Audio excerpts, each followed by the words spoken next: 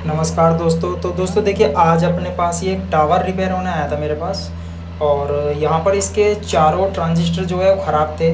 तो हमने इसमें बोर्ड में सामान काफ़ी चेंज कर दिया था, लेकिन फिर भी इसके अंदर देखिए एक चैनल के अंदर इस तरीके से साउंड आ रहा था। और बहुत देर बाद जाके चेक करने के बाद देखिए हमें मतलब कि ये जो कमी है बोर्ड से लग रही थी, लेकिन ये बोर्ड से नहीं थी कमी।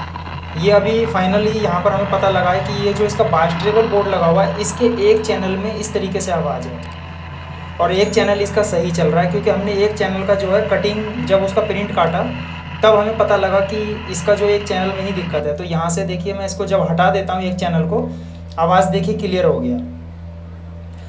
तो अब हमें क्या करेंगे इसको कि जो इसका एक चैनल है उसको हटा देंगे, क्योंकि वहाँ बास ट्रेबल जो बोर्ड है इसका वो भी काफ़ी ख़राब हो चुका है, रिपेयर कई बार हो चुका है, हमारे पास ये बहुत बुरी हालत में आया है। तो हम यहाँ पर क्या करेंगे, 104 पीएफ जो है उसके दोनों चैनल को शॉर्ट कर देंगे। कभी भी चैनल को आपको जम्फर लगा के शॉर्ट नहीं करना है, 104 पीएफ से या 1 के रजिस्टेंस से शॉर्ट करना है। तो देखिए हमने 104 पीएफ लगा दिए और अब जो है ये दोनों चैनल जो है हमने एक ही कर दिए हैं। जो चैनल इसमें सही चल रहा था उसी से ही हमने दोनों बोर्ड में ऑडियो दे दी है।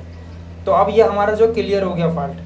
ये फॉल्ट ज़्यादातर बास ट्रेबल से ही आया है और ये मेरे पास पहली बार ये फॉल्ट आया है। तो आप देखिए इसका साउंड एकदम बढ़िया हो गया।